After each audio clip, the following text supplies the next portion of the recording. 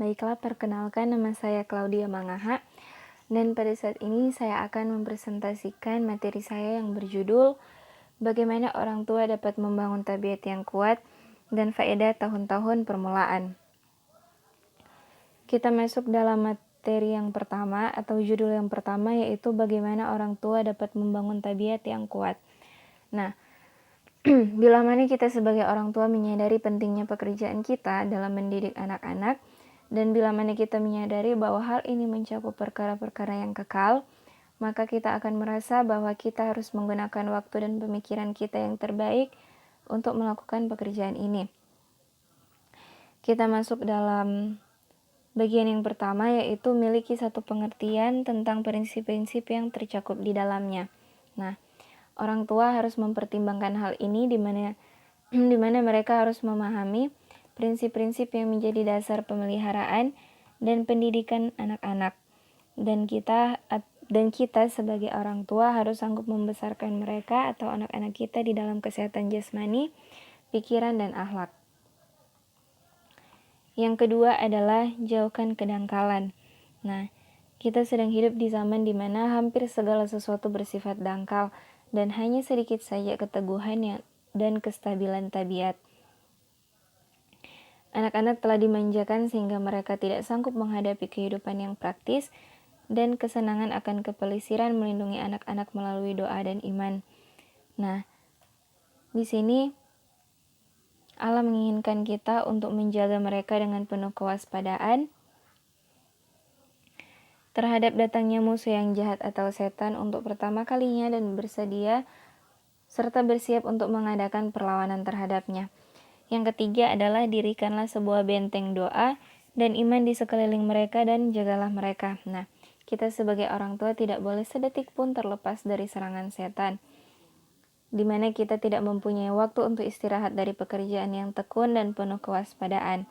Nah, ini juga merupakan suatu peperangan yang paling penting, di mana di dalamnya terlibat perkara-perkara yang baka atau yang kekal, dan itu berarti kehidupan atau kematian bagi kita dan keluarga kita. Selanjutnya adalah ambil satu keputusan yang tegas dan teguh. Nah, di sini dituliskan bahwa taklukkan anak-anakmu pada waktu mereka masih muda. Oleh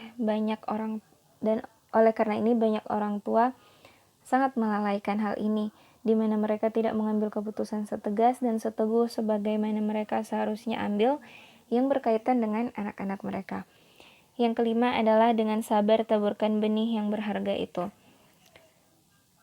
Orang tua, pekerjaan kita adalah untuk memenangkan kepercayaan anak-anak kita, dan dalam kasih taburkanlah benih yang berharga itu dengan sabar. Nah, lakukanlah pekerjaan kita itu dengan penuh kepuasan.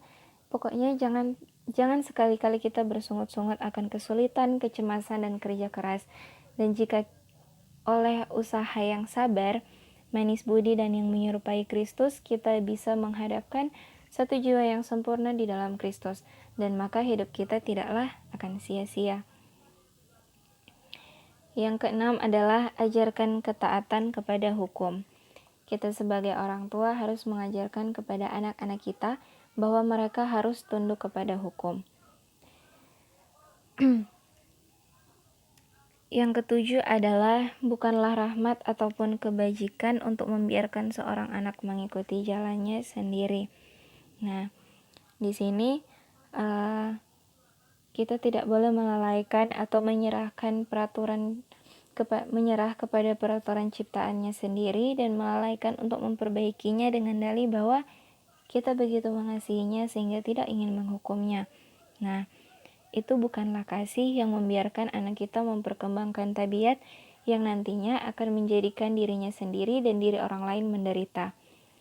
Kasih yang sejati itu akan berusaha demi kebaikan jiwa yang baik untuk sekarang ini dan juga untuk masa kekekalan. Yang kedelapan adalah yang kedelapan adalah perkembangan dengan seimbang jasmani, pikiran, dan kerohanian. Nah, kesanggupan jasmani, pikiran, dan kerohanian harus dikembangkan agar dapat membentuk tabiat yang sepatutnya. Anak-anak juga harus dijaga diawasi dan didisiplin agar dapat melaksanakan hal ini dengan berhasil. Selanjutnya adalah tubuh Yesus sebagaimana perkembangan kerohaniannya. Nah, seringkali kita dihadapkan dengan kata-kata seperti ini. Anak itu bertambah besar dan makin bertambah besarnya.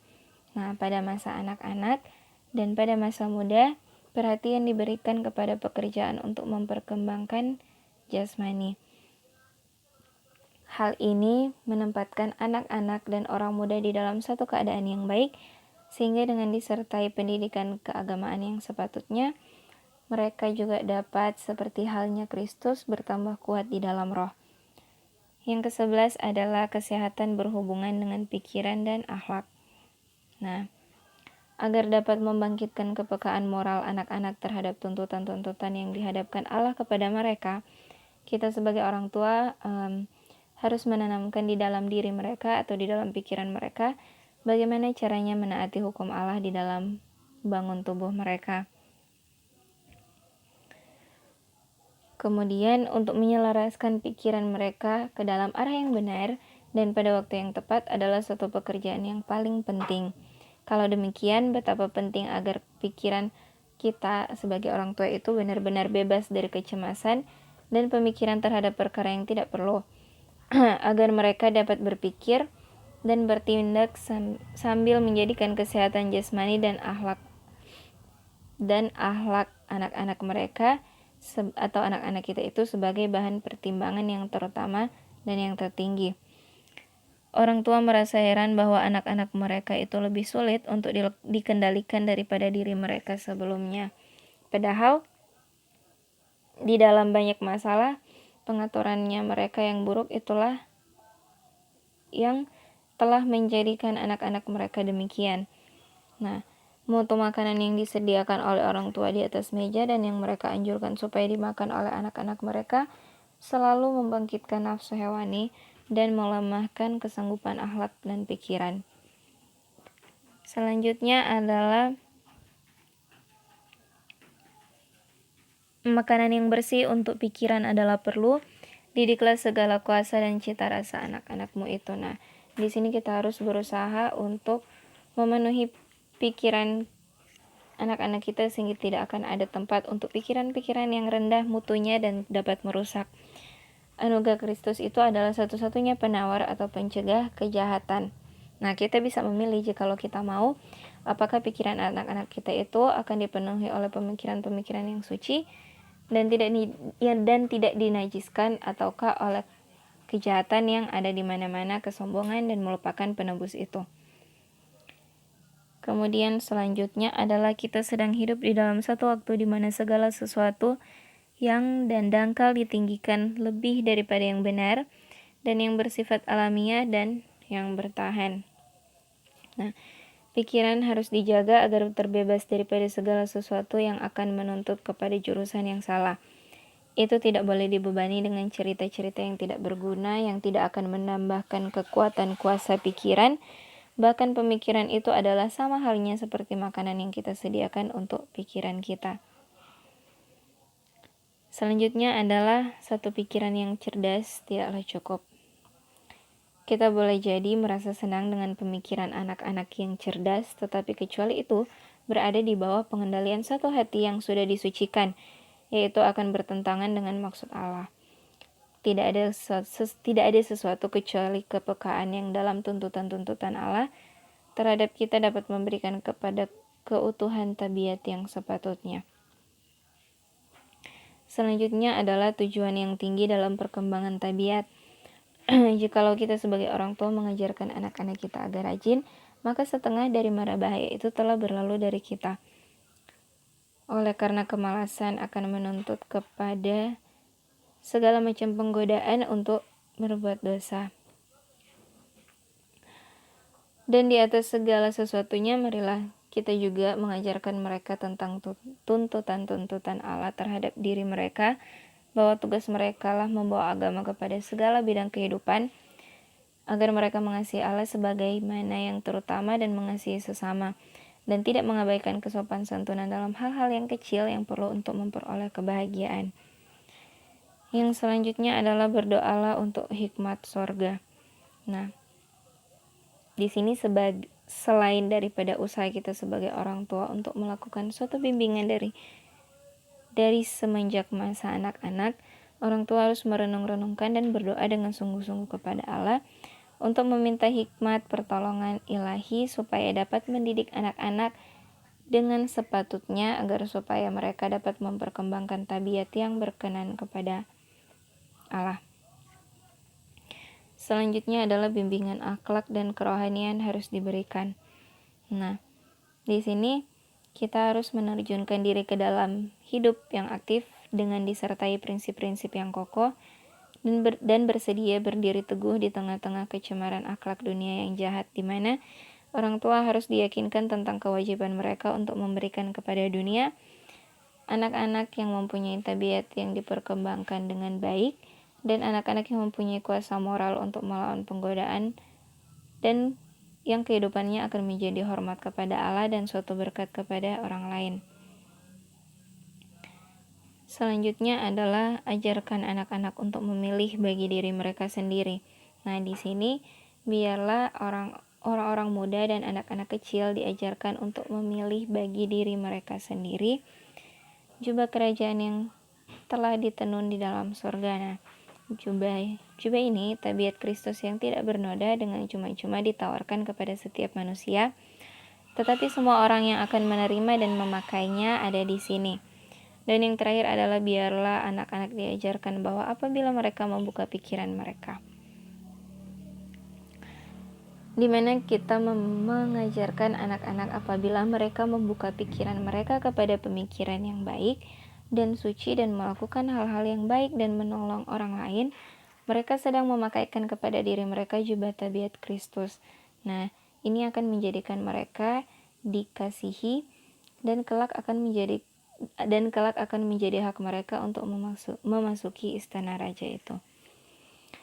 Kita masuk dalam judul yang kedua, yaitu faedah tahun-tahun permulaan. Pendidikan anak-anak pada tahun-tahun pertama dari kehidupan adalah suatu hal yang sangat penting, di mana pelajaran-pelajaran yang dipelajari anak itu selama 7 tahun pertama dalam kehidupannya akan mempunyai pengaruh yang lebih besar terhadap pembentukan tabiatnya daripada segala sesuatu yang dipelajari atau diajarkan kepadanya pada tahun-tahun berikutnya. Itu bagian yang pertama, di mana tahun-tahun pertama masa kanak-kanak adalah periode yang paling penting. Yang kedua adalah pekerjaan orang tua harus dimulai dengan anak-anak pada masa bayi, di mana agar anak-anak itu dapat menerima cap tabiat yang benar sebelum dunia akan menumbuhkan capnya di atas pikiran dan hati mereka. Yang ketiga adalah usia yang paling peka. Nah, selama tahun-tahun pertama dalam kehidupan seorang anak itu, di mana pikirannya sangat peka terhadap kesan-kesan yang baik atau yang jahat. Nah, di sini kekuatan pikiran, pengetahuan yang cukup adalah harta milik yang tidak bisa dibeli oleh apapun, di mana harga semuanya itu lebih daripada emas atau perak. Yang keempat adalah kesan-kesan pertama jarang dilupakan. Nah, di sini baik-baik anak-anak kecil ataupun orang muda jangan sampai mendengar sepatah kata yang tidak sabar atau emosi dari orang tua, bapak atau ibu, atau salah seorang anggota keluarga, di mana oleh karena mereka menerima kesan-kesan itu pada tahun-tahun permulaan kehidupan mereka, dan apa yang orang tua perbuat kepada mereka hari ini, begitulah jadinya kepada mereka di hari esok, di hari berikutnya, dan kemudian seterusnya. Nah, kesan-kesan yang ditanamkan di dalam hati mereka pada tahun-tahun pertama dalam hidup mereka akan terlihat kemudian hari, di mana semuanya itu bisa dikubur tetapi jarang dilenyapkan. Yang kelima adalah dasar diletakkan kepada 3 tahun yang pertama. Nah, di sini peran sebagai kaum ibu adalah pastikanlah bahwa kita selalu mendisiplinkan anak-anak kita dengan sepatutnya selama 3 tahun yang pertama dalam kehidupan mereka. Dan jangan biarkan mereka membentuk kehendak dan keinginan mereka sendiri selama 3 tahun pertama dalam kehidupan mereka itu. Nah, kemudian yang selanjutnya adalah tidak sesukar seperti yang disangka. Nah, banyak kecemasan dan kesusahan orang tua dapat ditiadakan jikalau saja anak-anak diajar sejak dari buayan mereka bahwa kehendak mereka itu tidak bisa dijadikan sebagai undang-undang, dan tingkah laku mereka terus-menerus dimanjakan.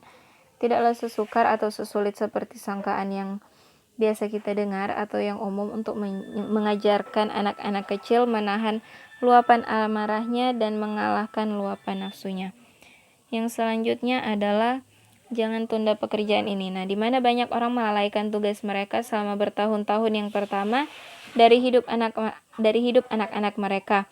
Nah, sambil berpikir bahwa bila mana mereka menjadi lebih besar, maka pada waktu itu mereka akan berhati-hati untuk mencegah yang salah dan mendidik mereka dalam hal-hal yang baik. Tetapi waktu yang paling tepat adalah di mana masih bayi di pangkuan mereka. Nah, kemudian selanjutnya adalah orang tua nampaknya bersikap acuh tak acuh kepada kebiasaan yang salah. Nah, di sini di mana suatu kebiasaan yang salah yang telah mereka tanamkan di dalam diri anak-anak mereka, beberapa orang tua nampaknya bersikap acuh tak acuh atau tidak peduli, dan yang lain berkata sambil tersenyum seperti ini, saya tidak bisa melarang mereka bagaimanapun juga, karena mereka akan menjadi lebih baik bila mana mereka sudah lebih besar. Nanti mereka akan merasa malu sendiri melihat luapan amarah seperti ini. Nah, di sini sebenarnya satu jalan yang mudah bagi ibu untuk menyisihkan perkara, tetapi hal ini tidak sesuai dengan kehendak Allah. Nah, yang ke-9 adalah cegah usaha setan untuk menguasai anak bayi. Nah, orang tua pada umumnya seringkali gagal untuk memulaikan pekerjaan kita yang cukup dini atau cukup pagi. Nah, kita membiarkan setan menanami tanah hati dan menaburkan benih-benih yang pertama karena kita sebagai orang tua tidak mengambil alih kekuasaan kita untuk menguasai anak kita sejak dini. Nah, selanjutnya adalah harus teguh dalam kehendak. Nah, di sini kita harus memastikan bahwa kuasa kegelapan tidak akan menguasai anak-anak kita, dan kita harus meneguhkan kehendak kita sehingga musuh tidak akan mengangkat bendera kegelapannya di dalam rumah tangga kita sendiri. Itu adalah suatu pekerjaan yang dilakukan oleh kita agar setan tidak dapat menguasai anak-anak kita dan merebut mereka dari kita sebelum mereka itu terlepas dari tangan asuh kita. Selanjutnya adalah dalam mempersiapkan kehidupan yang praktis juga. Nah, di sini hanya sedikit saja yang mengambil waktu untuk mempertimbangkan dengan saksama, di mana betapa banyaknya pengetahuan tentang perkara-perkara yang fana dan baka yang bisa diperoleh oleh seorang anak selama 12 atau 15 tahun yang pertama. Kemudian selanjutnya adalah warisan Napoleon, di mana tabiat Napoleon Bonaparte sangat dipengaruhi oleh pendidikannya pada masa kanak-kanaknya. Nah, di sini telah diletakkan dasar bagi karirnya untuk berperang dan menumpahkan darah.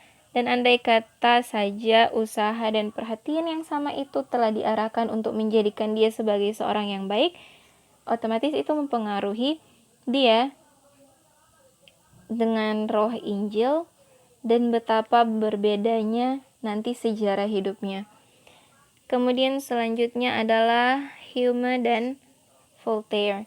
Nah, di sini menceritakan bahwa Hume ini orang kafir, dan pada permulaan hidupnya ini dia adalah orang yang percaya dan tulus hati akan firman Allah. Oleh adanya hubungan dengan satu masyarakat yang suka berdebat, ia telah ditunjuk untuk menghadap argumentasinya, membela orang kafir yang tidak percaya itu.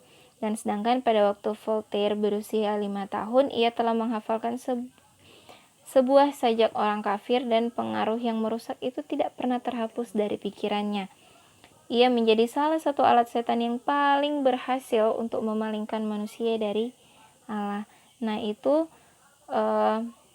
itu adalah buah pikiran di mana telah ditanamkan sejak kecil. Orang muda biasanya menjadi jahat atau baik itu menurut pilihan mereka, dan mereka biasa menjadi terkenal oleh karena perbuatan-perbuatan yang benar, dan agung sebagaimana juga terkenal oleh karena perbuatan jahat mereka. Nah, selanjutnya adalah pahala hana. Nah, di sini kesempatan-kesempatan yang tidak ternilai harganya, pekerjaan yang amat berharga telah diserahkan kepada setiap ibu, di mana selama 3 tahun pertama dari kehidupan Samuel ini, nabi yang baik, nabi yang dituliskan di dalam Alkitab. Nah, ibunya ini bekerja dengan saksama mengajar dia untuk membedakan mana yang baik dan mana yang jahat. Nah, pendidikannya ini pada masa anak-anak telah menuntun dia untuk mempertahankan kejujuran sebagai orang Kristen. Dan betapa satu upah yang telah diterima oleh Hana, dan betapa merupakan satu dorongan supaya menjadi setia teladannya itu. Selanjutnya adalah bagaimana pikiran Yusuf dilindungi. Nah, pelajaran-pelajaran yang diberikan kepada Yusuf pada masa mudanya oleh Yakub dengan menyatakan kepercayaannya yang dalam kepada Allah dengan menceritakan berulang-ulang tentang bukti-bukti yang berharga tentang kebajikan Allah yang penuh kasih dan pemeliharaannya yang terus-menerus adalah pelajaran-pelajaran yang diperlukan Yusuf di dalam pembuangannya di antara bangsa kafir. Nah, di sini kesan-kesan yang mula-mula yang ditanamkan di dalam pikirannya ini telah melindungi hati pada saat penggodaan yang hebat itu, dan yang telah menuntun dia untuk tidak mengucapkan bagaimana mungkin saya akan melakukan kejahatan yang besar ini dan berbuat terhadap Allah. Jadi kesan yang dia dapatkan mula-mula ini yang menuntun dia untuk berkata bahwa bagaimana mungkin saya melakukan kejahatan yang besar dan berbuat sekeji ini terhadap Allah. Nah, kemudian yang selanjutnya adalah hasil pendidikan yang bijaksana. Nah, suatu fakta yang menyedihkan bagi setiap kelemahan dan ketidaktekunan dari pihak orang tua, khususnya ibu, dengan cepat dapat dilihat oleh anak-anak, dan si penggoda ini kemudian bekerja pada pikiran mereka sambil menuntun mereka untuk bersikeras dalam mengikuti kecenderungan mereka. Nah, jikalau saja mereka ini mau menjelaskan di hadapan anak-anak itu peraturan-peraturan yang harus mereka ikuti dan tidak membiarkan peraturan-peraturan ini dilanggar, maka Tuhan akan bekerja sama dengan mereka untuk memberkati baik orang tua maupun anak-anak.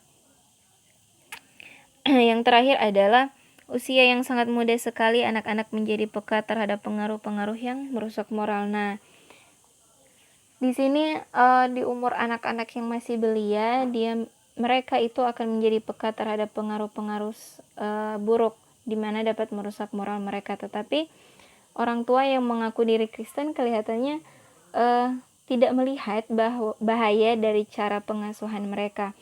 Dan sekiranya mereka dapat menyadari bahwa pengaruh yang diberikan kepada seorang anak pada tahun-tahun permulaannya itu akan memberikan satu kecenderungan kepada tabiat dan membentuk nasibnya untuk hidup kekal atau kebinasaan kekal. Nah, anak-anak peka kepada kesan-kesan moral dan kerohanian, dan mereka yang dididik dengan bijaksana kepada masa kanak-kanaknya sekali-kali dapat saja berbuat kesalahan, tetapi mereka tidak akan tersesat jauh.